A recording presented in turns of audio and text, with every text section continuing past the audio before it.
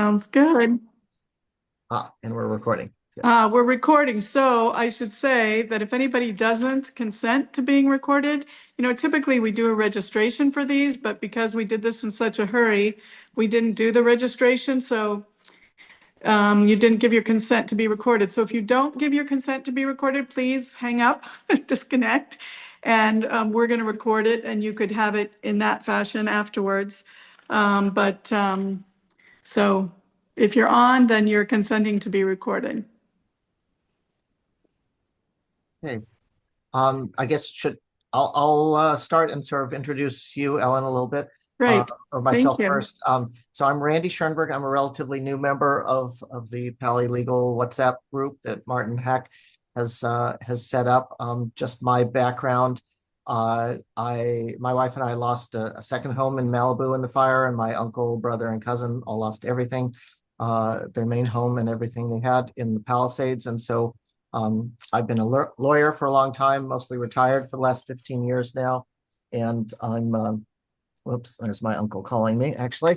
And I have been, like everybody else, I guess, on this call, sort of wondering what we're going to do and dealing with, housing and stuff first for everybody. And then I turned my sights on, well, is there any legal theory involved, and not hearing anything that I liked, I got a little bit more and more involved. And it looks now like I'll be partnering up with one of the other fire law firms to represent myself and my family and maybe some other friends and other people at some point, but that's not final yet. Anyway, Martin asked me to help Ellen do this because I can maybe look at the chat and then guide her with questions. But since Ellen is an experienced lawyer with fire litigation, let's let her take over and start up the webinar. Thanks very much. Well, let's see. I guess first I want to just tell everybody that I've been through this with a lot of families and claimants, and I've also been displaced twice, once in the Woolsey fire when every house on my street burned down except mine and 4 others. And that's how I got into the fire law business, actually. And then now again, my house is on in the Palisades also. So I've been displaced since the fire as well. So I know it's overwhelming for everyone, and I know that being in this world of trying to find your way and what you're supposed to do is like learning a foreign language in a foreign country you never wanted to go to and never thought to be learning, and you have to learn it in a big hurry, and none of it is a lot of fun or what our vision for life was. So I'm hoping that I can be helpful, and I'm hoping to be informative. What I can't do in this context, I can't give anybody specific legal advice because it just doesn't work in this context, obviously, and we don't have an attorney-client relationship in that way. But certainly, if you have specific questions and you want to talk tomorrow or another day, I can certainly be more helpful in that regard. So I did want to at least say that. If you do have questions, if you can put them in the chat, it might be helpful because there's too many people on for us to be checking for raised hands. So we will try to do that. So yeah, a little bit about my background, and then we'll get on to the case. Like I said, I got into the fire loss business in the Woolsey fire, and then I represented many clients in the Woolsey fire and some in the Thomas fire. And when my house didn't burn down, I was so pleased. I was running around helping everybody for free because my background is in business and real estate and even estate planning. And I've been sort of a kind of like the one call lawyer for high net worth families for years. And like you see on the TV, oh, I'm calling my lawyer. Yeah, well, that's me, right? I've been problem solving and fixing for people in all of those arenas for many years. And so when the fire happened in Malibu, which was my community, I jumped in, I was helping everybody for free. Malibu Times came and asked me to do a Q&A, much like this, except it was about 500 people and it was in person. And after that, one of the big law firms from San Francisco came to me and said, it's called Leaf Cabraser. They're a fabulous plaintiff's firm. They're not doing Palisades cases. Came to me and said, you don't have to do it for free. And I said, I don't. They said, no, we want to partner with you. I said, great, what are we doing? And they said, we're going to sue Edison and Edison's going to rebuild all these people's homes. And that is what happened. And so I'm hoping we can do that here, even though we don't have Edison and even though we have government claims that we have to contend with. So, but that was my story, and that's what I've been doing for the last 6 years. We just settled our last big Woolsey Fire case in March. I have one left hanging over, but that's been our business for this time. So then this fire happened, and we look and we say, nobody's going to have enough insurance. We know that. And so what the objective of these suits is to try to close the gap between what it's really going to cost to rebuild and what people's insurance is covering. And of course, here in this case, we have a lot of insurance issues also. And as you know, there are a lot of other different lawsuits going on. But tonight we'll talk about the lawsuit that's against the government entities. So we're suing the city, LADWP, for the water situation, the lack of water pressure. And we're suing the state for a dangerous condition on the state property with the smoldering roots and embers that can last, as we know, for weeks, if not longer. I wouldn't have believed that, except that it happened at my own house on this fire. Everything across the street from me, my house is on the west side of the street and the brush is on the east side, and everything on the east is gone. And one of the houses that burned down, there was a house in front of, there was actually a cactus in front of it that would not, that smoldered and smoldered and smoldered. It was still smoldering 5, 6, 7 days later. Actually, my daughter was going up there and trying to douse it every day, twice or 3 times a day, because she was afraid it was going to burn my house down. And finally, the fire department came and dug it out and took it away because they couldn't make it, they couldn't douse it. And so I think that's a really viable theory having to do with the dangerous condition of the state parkland on Topanga State Park. So are there people on the Zoom that are from Malibu areas? Or if yes, shake head. Randy says yes. Malibu areas have a few additional defendants. We're suing the county. There was a failure of a brilliant fail-safe system that was supposed to deliver water to Big Rock. And the crucial electrical junction between the generators and the water pumps were in PVC pipe above ground, and they were the first thing that burned, or one of the first things, as the fire went up the hill from PCH onto Big Rock. Also, there's claims against the Las Virgenes Metropolitan Water District for also water pressure issues. So that kind of is the the palette of who we have in this case. Right now, the investigations will be ongoing for a good, year, if not more, and so will the legal challenges. And so we'll see where we end up with this, in 18 months. The government is going to challenge this on the basis that we can't sue the government for fire protection or fire suppression. The government is very strictly immune from that under specific code sections, Government Code 850 and 850.2 and 850.4. So we can't sue the government for those things. And the governments have already told the court that they think that everything we're suing them for is fire suppression and fire protection, and that they should be immunized. So we'll have to see where the court comes out on that. And of course, you know, we feel that the court will come out favorably to our side on that. So I'm sure they'll probably also say that we can't prove causation, that if there had been water, or there would have been a better outcome. But I'm pretty confident that we can show that. If you look at what happened starting on Upper El Medio, and then the section that survived under that, it's because there was water in the hydrant, and a couple of firemen came up there and put out some houses and saved that whole neighborhood. So that's one example, and I'm sure we'll find others, and I'm sure there'll be fire experts that will testify to that. So that's kind of the overlay. Now, most of you probably already know all of these things. So Randy, are there any questions coming in that we should start answering?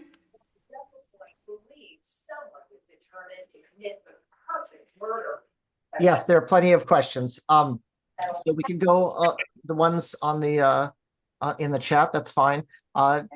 Karam asks, how do we choose between large versus smaller firms? So how do you choose a firm?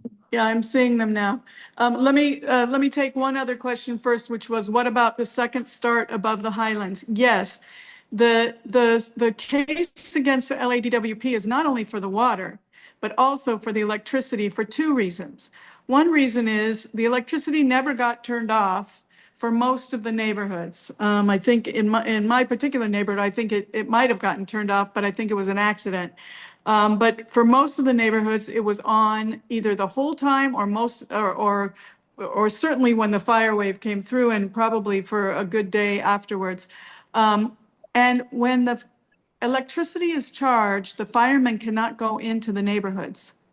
They can't go in because of the danger to themselves, right? You mix water and arcing power lines, and so there's a hard and fast rule against firefighters going in. Secondly, the electricity created these secondary ignitions, one of which we know about up at the water tank at the water tower on Temescal Trail, which came through the summit and the enclave later that day. So yes, that is all part of it. We also know we have eyewitness testimony of secondary ignitions in the college streets, which I think had probably had a bearing on everything that happened after that, going west and south of the college streets.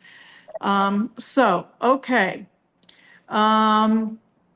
Let's see. So the next question, how do we choose between large versus smaller firms? And there's a connected question which says, won't every law firm join together and use all the same resources and split the recoveries? So is the only real difference for us is the fees we pay the law firm? Okay. I'm going to take those both together.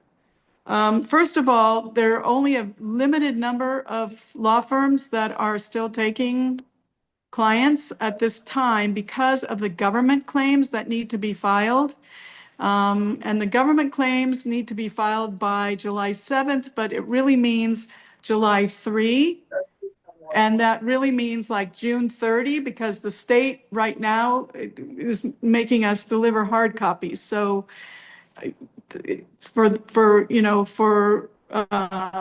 purposes of knowing who are your clients and getting all those government claims filed, most of the firms are not taking clients right now. I know Quinn Emanuel is, my firm still is. I think the Daniels firm still is. Is there one other? Oh, the Nauman firm. I think the Nauman firm still is. And if you want any of these specifics on any of that, you can DM us and we'll Ellen, get you. let's get a little more basic and describe. So what's the difference between the claims that have already been filed and these government tort claims? Okay, so initially the lawsuits only alleged what's called inverse condemnation, and mostly against LADWP, although then there were a few that started naming the state. Inverse condemnation is a foreign language word again. that you don't need to worry about. But what you do need to worry about, inverse condemnation is when the government has a failed infrastructure that destroys your house. So think about it. If the government wanted to build a road through your house, they'd have to buy your house. So this is like accidentally building a road through your house. And so they have to pay for the damage that was caused. It's a way of spreading the risk against across the whole community when a public infrastructure fails. Why should only a segment of the community pay for that? So that cause of action is all about economic loss and failed infrastructure. Okay, that being the reservoir, the water, the electricity. The claims When that, you say, let me, I understand what you're saying, but I think probably not everybody does. So when you say economic loss, right, can you sure. talk about that? Because the issue I'm trying to help Ellen, and she'll explain, is the type of damages that you can claim are different in the different types of actions. And so I want Ellen to explain that because she knows it better. Thanks, Randy. So when I say economic loss, I mean your financial losses, your money losses, the difference between what it's really going to cost you to rebuild and what you've really lost financially and what you've really spent financially and what your insurance pays. I call that the gap. And it's not just what you've claimed against your insurance. It's it's everything. I mean, some things aren't covered by insurance, so you won't have claimed them. And some things are in excess of the limits, so you won't have claimed them. It doesn't matter. We claim all of that in these cases. So those are financial losses, money losses, those are economic losses.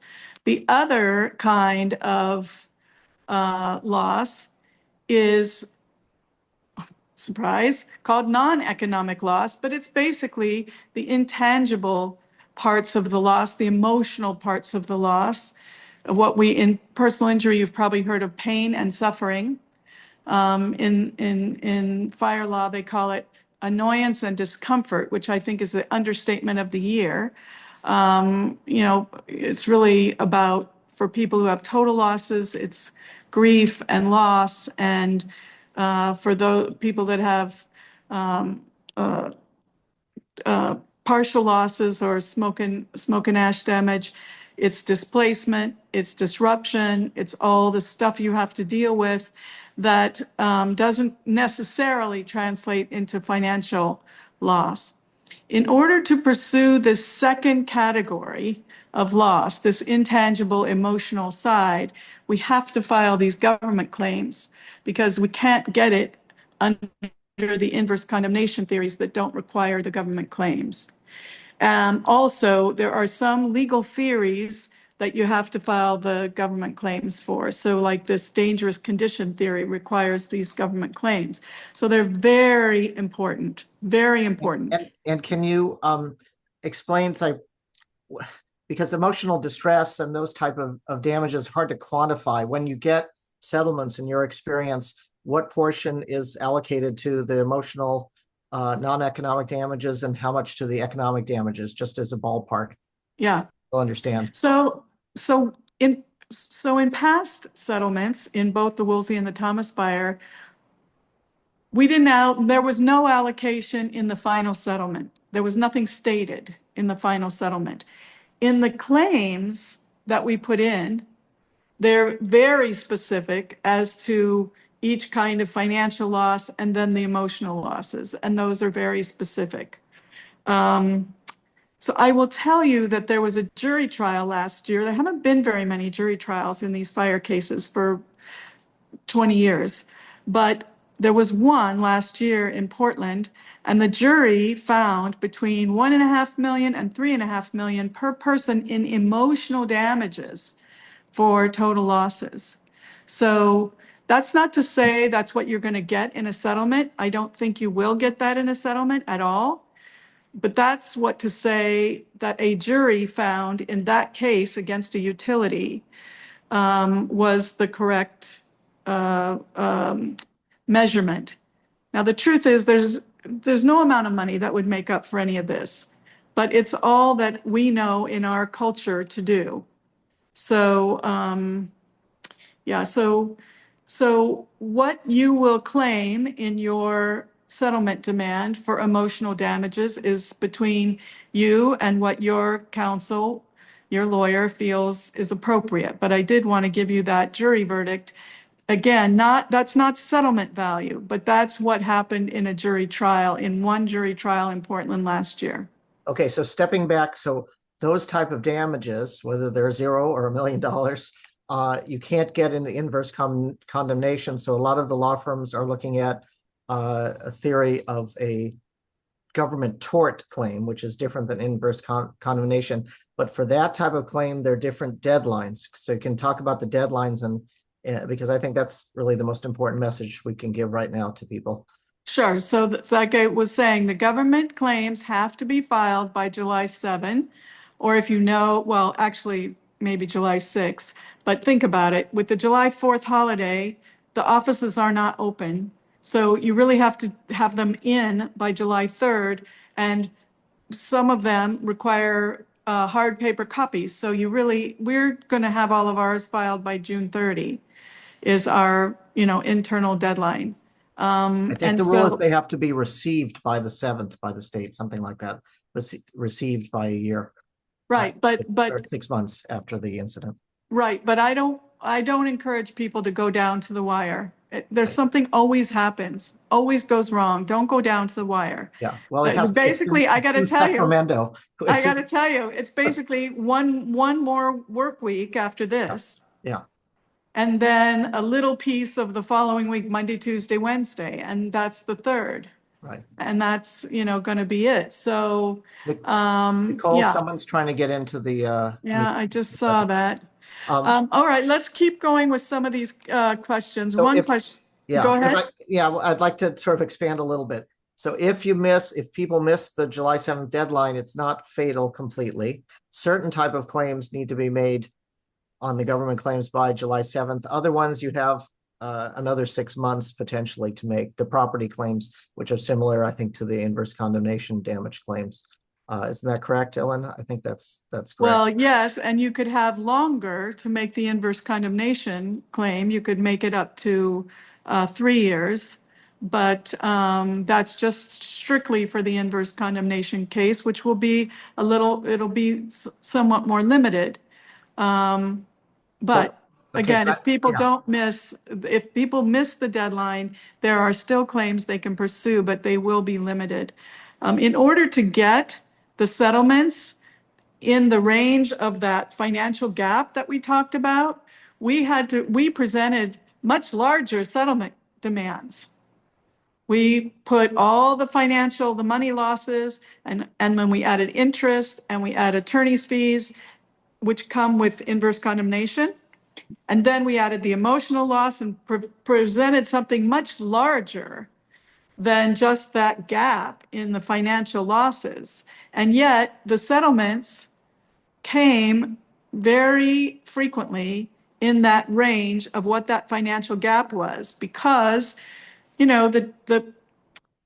well, bird in the hand, two in the bush, but also the setup of how how settlement negotiation is. So, the defendants know how to lowball and make people very discouraged about their settlements. And then when they finally give them a settlement offer that says, you could have everything you need to rebuild, but not a penny more, people right. take it. So that's how that dynamic works. I do want to address this question about subrogation. One of the questions, well, two. One, can smoke and ash damage homes have a case for government tort? Yes. Smoke and ash damage homes definitely have a case for government torts as well as anybody else. And the fact that you were displaced, or if it was a rental home, you lost rental income. And may or may not have been covered by insurance. And by the way, I had somebody say to me today, well, I've been covered by my insurance for the rental value for a year. Yeah, but you could be entitled to your rental value for 3 or 4 years because that's how long it's going to take to rebuild. I settled one recently that we claimed 7 years of very robust loss, that rental value, loss of use. So that could be a large item for many people. Maybe the smoke and ash damage homes, that's not as large of an item because hopefully you can get back in within a year. But, we'll see. With subrogation in mass tort cases, is it likely that those of us with standing homes will ever collect anything? Okay, I don't exactly know where this subrogation question came from, but let me explain how it has worked in fire cases. In fire cases, us, the community, the homeowners, we claim our financial losses minus what the insurance has paid. So we don't claim recovery of the insurance money. If the insurance companies want to recover their money, they have to they bring their own claims against the defendants. Nicole, can you check and see if there are people in the lobby that want to come in? She says it doesn't show anyone waiting, so I don't know who's the admin. Nicole, maybe. Yeah, The admin. I am, but it says waiting room 0 on my end. Okay. Okay, All so right, so, okay. maybe they're in the wrong. Yeah, I'm sorry. I am monitoring it very diligently. Thank you. Thank you. Maybe if somebody wants to go post on the WhatsApp chat, Yeah. Nicole doesn't have that WhatsApp chat, but if somebody wants to go post, that I guess the people maybe should disconnect and connect up again. Maybe then they could get back in. All right, so the subrogation claim. So if the insurance companies want to recover, they will make their own claims against the defendants. And so subrogation has not been an issue to the plaintiffs that reduces the settlements for the plaintiffs' claims, the homeowner plaintiffs' claims. So for example, in the Eaton fire, the insurance companies have already filed suit. So we have a group that we call the individual plaintiffs, that's us. And then we have a group called the subro plaintiffs. Well, that's the insurance companies. And then we have another group called the government plaintiffs. Well, that's the governments, the county and so forth that are suing there for their losses as well. So we assume that's what's going to happen here, although it hasn't happened yet. So, all right, so that's the subrogation question. If a mass tort case has an award, are there income tax consequences? So right now in 2025, wildfire settlements are tax-free right now, but that law sunsets as of December 31 of this year. So will that law be extended? Will there be a new law that says that?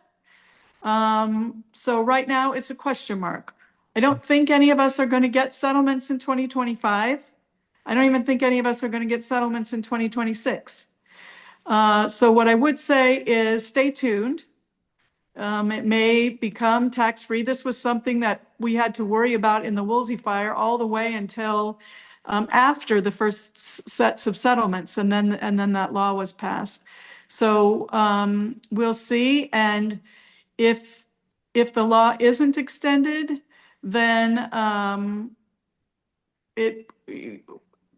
you'll have to check with your CPA and make a plan. Most people had decided that the tax consequences were offset by either the casualty loss or the expenses of rebuilding or restoring. So it's not a cut and dry question, and you don't get to avoid it by just saying they're emotional damages. That doesn't work either. So if that law isn't extended, and if we get to the time where we're doing settlements, then there'll have to be some planning with your CPA, and I'm sure that the law firms will also try to help with some research. There are two CPA firms that I know that have really made this a little bit of a subspecialty of wildfire taxation. So I can provide those CPAs upon request. Ellen, I have a question. I heard in a couple of the webinars, lawyers advising people not to sell their homes. Why That's is a good that? question. Why is that, and why would that what matter? Yeah, that's a good question. So when you sell,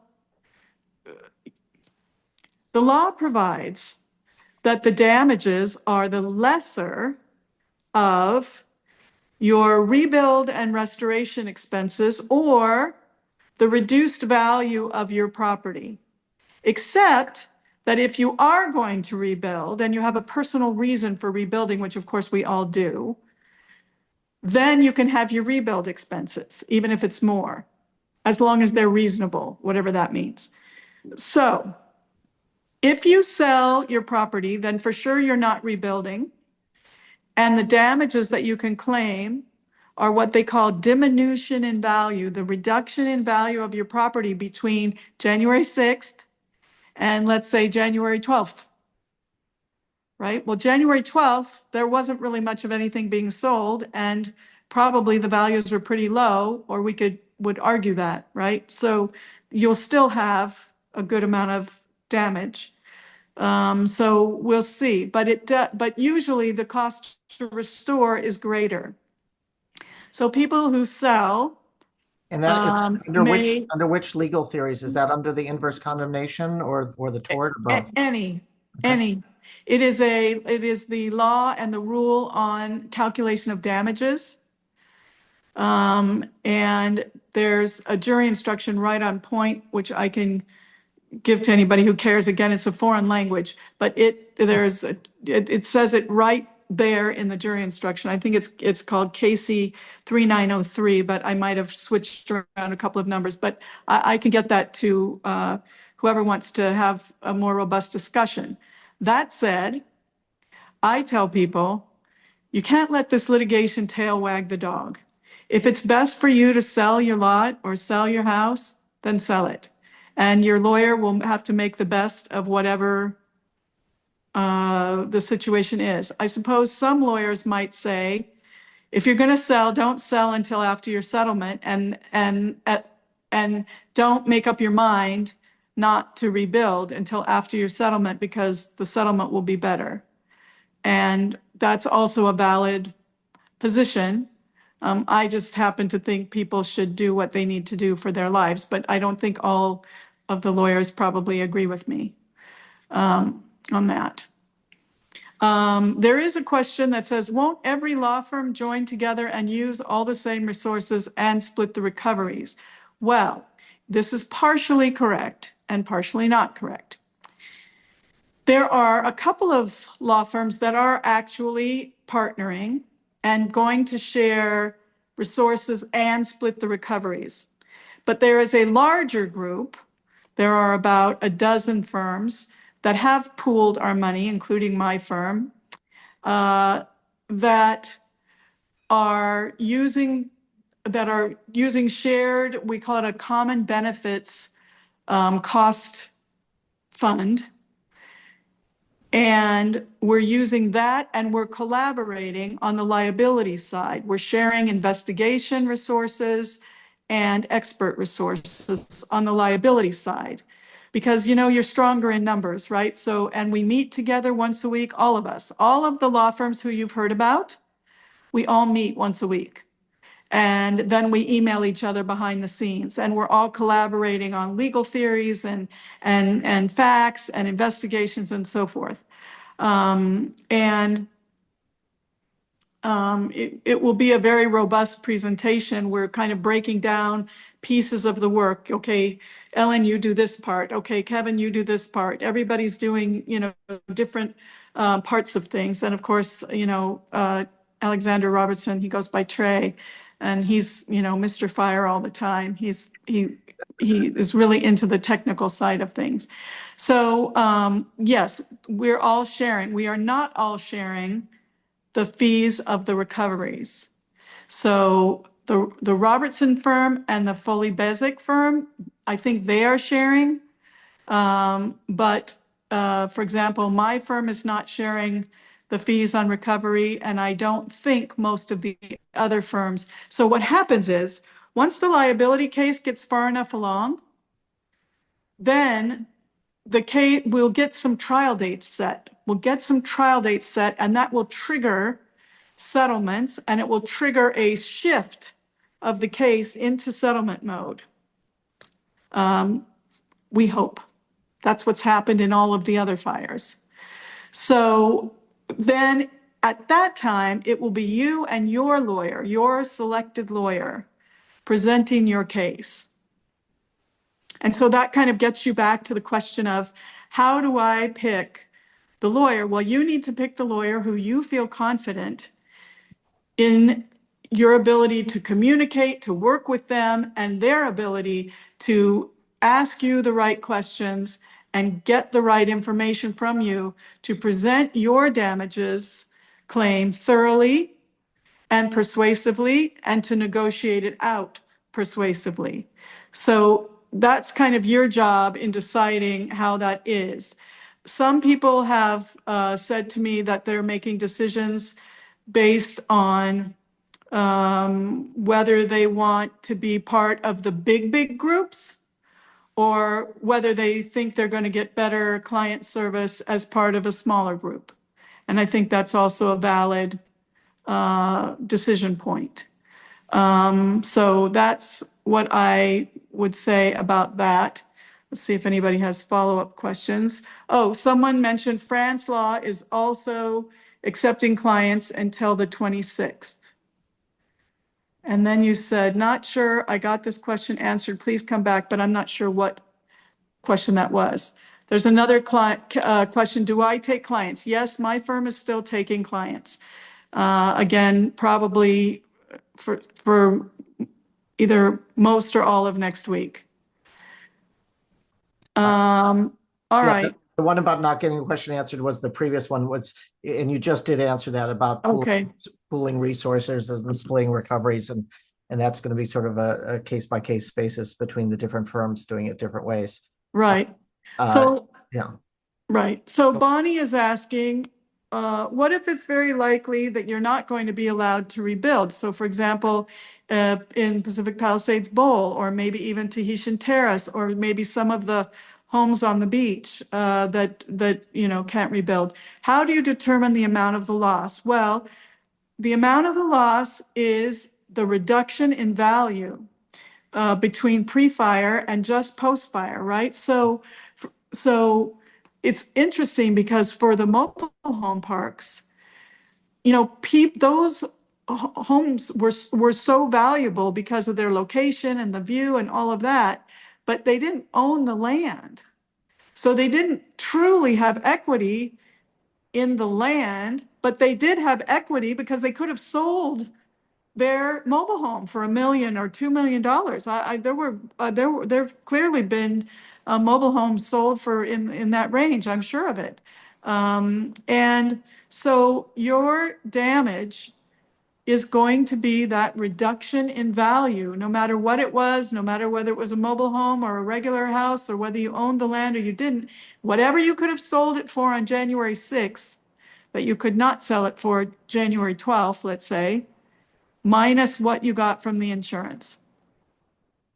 So that, and by the way, for people who can't rebuild and who had really special setups like that, either whether it's on the beach or in the mobile home parks or wherever, if you can't rebuild, I submit that increases the emotional part of your damages so badly, because the rest of us have to wait 5 years until we can start a new chapter in the Palisades. But, until the Palisades is regrown and we can actually call it a neighborhood again. But, for people who can't rebuild, that chapter is closed. And I think that's a tremendous emotional loss as well. Ellen, maybe Nicole can help with this. Someone asked, what's your intake process for new clients? So how do they sign up with you? Not that it has to be an infomercial, but I'm not a client of yours. I'm not a part of your firm. So Sure. I think it's a good question. So that's why I'm asking. Sure. The intake process for us right now, because we're, in the weeds and the short strokes of getting everybody in and getting the legal, the government claims filed. So for us, if you call my office or email or let me know DM me on the WhatsApp and give me your email address. We'll get an engagement letter. I need your name, your address. I need to know who all was, anybody who was living with you or part of your loss with you, sharing your loss. And then we can have a quick call, or we can send you an engagement letter, or we'll do both. And then, we'll just try to make it easy right now because we're just down to these short strokes. Then after you sign up and after we get your government claims filed, you'll get an email from us that says, here's the next steps we're going to do. And then you'll have an actual intake call for an hour, hour and a half, and we'll get all of your materials and your information and everything uploaded to our system. That can be over the summer sometime. Everybody's different about feeling like they either want to get it done right away or they don't feel like doing it now. And either way is fine, except I don't think you should wait very long, because believe it or not, a year from now, you're not going to feel the same way you feel now. And your life is going to be, moving on, and you're going to not want to go back and find all the documents and pictures and videos and everything from now. So I do want to try to have that call sometime this year. And also important because we're going to need to get further lawsuits filed this year, of course. I only have probably 24 clients filed in the first lawsuit, and I think most of the other lawyers are all the same. Most all of our clients are waiting. After the government claims are filed, you wait 45 days, and then you can file the new and improved lawsuits with all of the government claims and the When do you think information. when do you think your firm will be filing those? Well, 45 days from now. So, okay, because I saw in the recent, the judge's scheduling order, he wants like a complaint filed July 15th, which would not soon enough. Well, right, but okay, so Sorry. let me just address that for 1 second. What's going to happen is that the new and improved lawsuit is going to be filed in the first Robertson case that was filed, the very first case. It was filed probably 13th of January, I think. So he is going to go ahead and file the amended complaint and probably put in there that some of the theories that he's putting in are going to ripen after the 45 days from the government claim, because we want to get started with the defendants' legal challenges. They want to challenge the complaint. We want to get that over with, because the sooner we get that over with, the sooner we get this case moving, and we can have discovery, and then we can get trial dates set, and then we can hopefully get into a settlement mode. So that is going to happen very quickly, but really only in the Robertson case. And the rest of us will file in due course, but it's hardly, his case and his complaint is going to be the one that is tested on the legal challenge. When I say his, we're all collaborating on it anyway. That's So just the DWP case. That's not the state. no, he will have the state. He is adding the state into his. He is not adding into his the Mountains Recreation Conservation Authority or Santa Monica Mountains Conservancy, which many of the rest of us are highly considering. Okay. My firm is filing government claims against the state, the Natural Resources Board, the state parks, Mountains Recreation Conservation Authority, Santa Monica Mountains Conservancy, the county, Waterworks 29, and Las Virgenes Metropolitan Water District. Okay. Someone asked, can an individual file a government claim by July 7th to meet the deadline and then take time to choose a law firm? My answer would be yes. and I've encouraged people to do that. You have to pay $25 to and send in the 2-page form to the state. I think the rest of them I heard are free for DWP, LA County, MWD, Edison, whatever, all the different entities. And they all have sort of website available forms. I think they've been posted in our chat, in the Pali Legal chat. But Ellen, correct me if I'm wrong, but I think that's correct. You can do that and extend the time then where you have to decide whether you hire a firm. You can definitely do that. What I would say is the state, you have to use the state form. You have to. And LADWP has a form, and but the only one that we know you really have to use is the state. In fact, all of the entities that I rattled off, they all each have their own form. And if you do fill it out yourself, there are things where it asks for like specific amounts of your damages, and you have to say, I'm still assessing. I wouldn't put a number down there unless you're going to put a really high pie in the sky number, many, many, many millions. Like, don't put a number in there unless, I mean, if you know, but I don't think people know yet. How could anybody really know, you know? So, Yeah, I would say things you don't know yet, you just put, I'll tell you, it's so tricky even for lawyers. So I filled out the state claim form myself, and it does ask for the amount of loss, and it has a checkbox for whether it's above or below 25,000. And then I looked at the statute, and it says if it's above 25,000, then you're not supposed to put in an amount. You do. I haven't looked up whether that's really the rule, but that's what the statute says. So it's very confusing. I know. You do have to say that it's above 25,000. Yeah. You do have to say that. So again, I'm not giving legal advice. Yeah. But I am giving friendly tips and hints about these government claims, because I don't want people to screw them up. Let's keep going through the messages. We got about 12 minutes left before an hour. Okay, perfect. One of the questions is France in that sharing group? Yes, France is in that sharing group. Yes. Jim is on the steering committee with me. Yes. Can you walk us through what a recovery waterfall would look like if we go with your firm example? We get a gross settlement of $1 million. I'm not sure what that means. Sure. Here we go. I got it. Okay. Thank you for whoever is my real estate junkie who talks about waterfalls. Okay, so here we go. You get $1 million. And then let's say that we have incurred costs on your case of $25,000, because I can do that math real easily. Okay, so now from the $1 million, it pays me back $25,000 off the top. I don't take fee on that money. I don't charge. Whatever I paid out, you pay me back. So 25,000, I get paid that back off the top. Now we have 990, how does it go? 999,000. And well, we're 25,000 short. So now we split the net, the 999,000,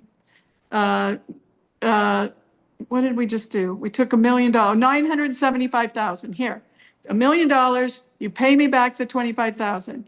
So now there's 975,000. I get 25% and you get 75%. I say my firm gets 25%, you get 75%. That's how that waterfall works. Okay. How is emotional distress documented and quantified? It's a good question. So emotional distress is, like I say, the jury, emotional distress is not quantified except by a jury. A jury would quantify it. So I submit that in the settlement, when we look at it, we put a number that is we talk about what that jury found in that case, and then we put a number that we think is something we could live with. And so that kind of quantification. Now I will tell you, some people get higher emotional damages than others. I will tell you my experience, very senior people get higher emotional damage. Also, people that have very poignant stories to tell. There's You know, there's some people that had very harrowing evacuations.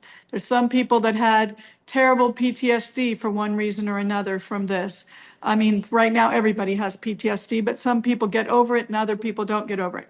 There are some people who went and treated with therapists from the very soon after the fire. There are some people who have injuries. We have some injured clients. We have one broken leg client. We have one terrible smoke inhalation, couple of pretty terrible smoke inhalation clients that are treating with physicians. So all of those things that are kind of more like objectively reasonable, that are easier to see, those might get higher emotional damages. But, you know, I think the displacement and the disruption in people's lives is pretty significant. And part of it will depend too, if we end up with a limited fund case, if we only end up like in Maui, they ended up with a limited fund case. So then you can't really quantify these things as well as you would like because everybody has to take a smaller proportion. Okay. There's a question about if you build a smaller house that has a lower value, is the damage based on the new house value or the value at pre-fire? Super good question. Super good. If you're entitled, if you rebuild, you're entitled to rebuild what you would have had, so long as those costs are reasonable. So you should be entitled to claim what you would have had, to rebuild the house you would have built, you had before. That's what you're, now, even if you build a bigger house, you're not entitled to that money, but you're still entitled to the cost of rebuilding the house you had. Okay. Would it be on a contingency, all of this, Chris asks? I think the answer is yes. Yes. Yes, it's all on a contingency, meaning there's nothing out of pocket. The only money that comes to the lawyers, whether it's reimbursement of cost or whether it's fees, comes from the recovery. So if the recovery is, you know, zero, we all walk away licking our wounds. If the recovery is not enough to cover the costs, well, we get the reimbursement of our costs and that's it. What if you don't have documents and photos because everything burned down? Right? What do you do then? So if you don't have documents and photos, we get them from other sources. Sometimes we can get them from, you know, Zillow. That's the first thing my firm has been doing. With each intake, we go and immediately go get all the pictures we can get off of Zillow and Redfin and Realtor and all of those in terms of what the house looked like. And also, I've had cases where we have to get things from friends, you know, if there were photos of birthday parties or photos of family gatherings or whatever, sometimes we find things there. You know, also people's possessions. How do you prove, oh, I had this super special, you know, antique this or that, or this beautiful piece of art? Very hard to prove if there's no photographs of it. So sometimes we get friends to testify. I saw it in their house. It was beautiful. It was this color. We remarked about it, you know, whatever. So we find circumstantial ways to do it if we don't have direct ways to do it. There's so many good questions coming in still, but someone asked me if I would describe sort of my theory, which I'm happy to do. My feeling always has been that going after DWP for water supply is not going to work. There are many cases saying that that's not actionable. That's not to say that the spark at 10:30 p.m. on the 7th might have caused damage to some of the homes in the Highlands. I think that is more viable. But all the water theories, I think, are not going to work.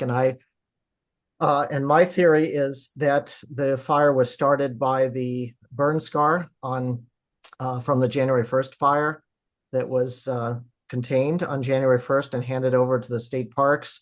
And the state parks did not do anything, as far as I know, but certainly not an adequate job of preventing a rekindle by monitoring that burn scar, looking at it, doing anything at all to prevent what was really a dangerous condition, so dangerous that it rekindled and burned all of our houses down. So the issues in that case would be, first of all, you have to prove that it's not fire protection services that we're talking about, but rather a property owner having a dangerous condition on its own property. There's one case that's 55 years old where a city was held liable for allowing flammable materials to be stored in an airport. And those, of course, caught on fire and burned everything down. And they were sued, and the court said, it's one thing to talk about, the fire department coming in or doing fire prevention things. It's another thing allowing a fire to start on your property. And so if a court follows that case from 55 years ago, then they should allow a case against the state of California for allowing this fire to start on January 7th, which resulted in burning everybody's home. So that's the theory I'm pursuing for my family. If I hope that makes sense. There was. Let me just address quickly. There's two questions asking about clarifying. Most lawyers are taking their percentage first before paying the costs. Well, that's more expensive for the clients. The way I do it, the client gets more. So, and again, the costs aren't going to be that much anyway. So They're not going to be a huge amount. So it'll be fine as far as that goes. yeah, I mean, all fee agreements are negotiable, and you have a right to choose whichever lawyer you want. Actually, more standard in personal injury cases would be a third or even 40% in some, but I think because of the large numbers here and the work involved, some of the firms have lowered it down to 25%, which is better than you would get, I think, in a slip and fall case, for example. Okay, so there were other questions.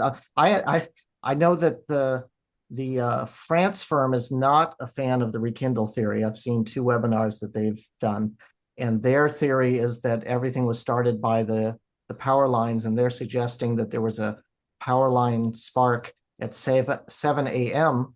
on January 7th that started the whole fire. I don't know, Ellen, if your firm has a view on that, or how it's going to work out if firms have conflicting views on the cause of the fire. So 2 things. A, there was a power line down at 7 a.m. I chased that down, and the one that I found was not anywhere in the fire area. So I will look forward to hearing what the France firm thinks about that. But if any firm wants to assert a theory that isn't in the Robertson complaint, then we are going to have secondary and second and third test complaints. And that's how the court will deal with that. We are getting a new judge, by the way. We all love the judge we had. And last month he told us he's retiring. And so we're all getting a new judge, and we don't know who that is yet.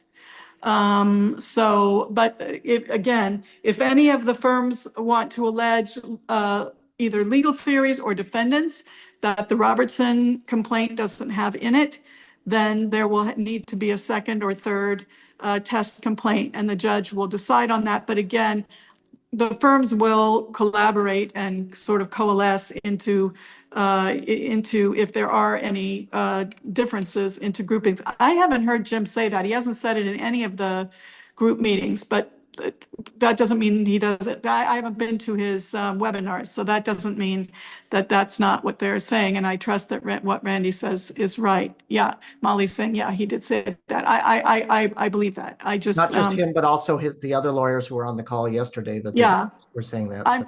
I'm just not sure where it's coming from. I'll be happy to give him a call because, listen, right now I'm chasing down, and all of us, we're chasing down all avenues, and we're going to continue to do that. I'm doing with experts. Well, I probably shouldn't say what I'm doing with experts, so I won't say that. But we're all investigating everything. Let me ask some more questions on that note. When do you think the ATF will come out with a report on the fire? Oh, so in Maui, by the way, it took over a year. Yes, in Woolsey also, and in Thomas also, although that was CAL FIRE and not ATF. So yes, that's true. So I think that we'll have to see how that goes, and, you know, it will be what it will be. You don't have no intel on that. Yeah. Brian asks, are there any non-governmental, non-public entities that you're going after? I've heard some people talk about the Getty and their eucalyptus trees and things like that. I think that's Right. absurd, but Yeah. they're going. Again, Yep. but we don't need to file government claims against them. Right. So those theories, yes, there are some theories on that. There's also a theory about city-owned property right near the Getty that was vacant and an abandoned building, and that caused some fire. There's also theory about Edison having a power line or a comm line down over the road in Big Rock. So yes, I do think there will be more of non-governmental entities, but not so far, not on a large scale that would benefit more than just in one neighborhood or another. So we're about at an hour. There's a Yeah, from listen, if Lisa any, Wolf, who's maybe not related to you, saying if she signed on with another firm, can she switch to you? Is that allowed? So oh. It, yes, it is allowed, but we don't encourage that. We don't, we really don't encourage that. So, no, I mean, I would say if you're unhappy with the lawyers you're with, call them up, tell them what you're unhappy about, and ask them their feelings. Sometimes if you call a lawyer and say, I'm unhappy because of X, Y, and Z, the lawyer can just say, well, that's not something we do. If you want to find somebody else, find somebody else. But I would call the lawyer and have a discussion about anything that you're dissatisfied about. Poaching one another as clients, and especially, this is not a solicitation by my firm. I'm happy that people like my answers, and if people don't have counsel and they want my firm to represent them, I'm happy to do that. But I'm not soliciting clients. I said that from the beginning on the chat. This is not about soliciting. This is about giving you folks information for your purposes, for you to get your bearings about what's happening. So that's kind of my answer to yeah, that. I think that's very fair, and we probably should end at around an hour now. I think Yeah, the line, Ellen, is that people should file government claims, especially with the state, I think, or LADWP, if you want to follow that path, well before July 7th, whether you do it alone or through a law firm. That's what I would recommend as an individual and also as a lawyer. And I think Ellen yeah. saying the same thing. Yeah, so I would say also, if, I've been trying to answer questions on the WhatsApp chat as I can. And also if you want to DM me there or at my law firm, you can pull up my website and contact us there. I think I also have one called CaliforniaFireRecovery.com. So anyway, I'll answer whatever questions you guys have. So thank you for being here with us today. I really am pulling for each and every person to feel like they have enough information to kind of get their bearings and know their direction, and then get signed up, and then at least stop worrying about this piece of it, because this piece is going to be a marathon of waiting. And so that's where, that's going to be your job. Okay, well, thank you, everybody. Thank So you, thanks, Ellen, especially, everyone. and Thanks for Nicole. being here. We'll Thanks Thank for you all your very good much. questions. Thank Thanks you, for your Ellen. good questions. Thank you, Okay, Randy. You're welcome, bye. Martin. Thank you, and we'll see Bye-bye. you on the chat, or listen to you on the chat. Good luck, everybody.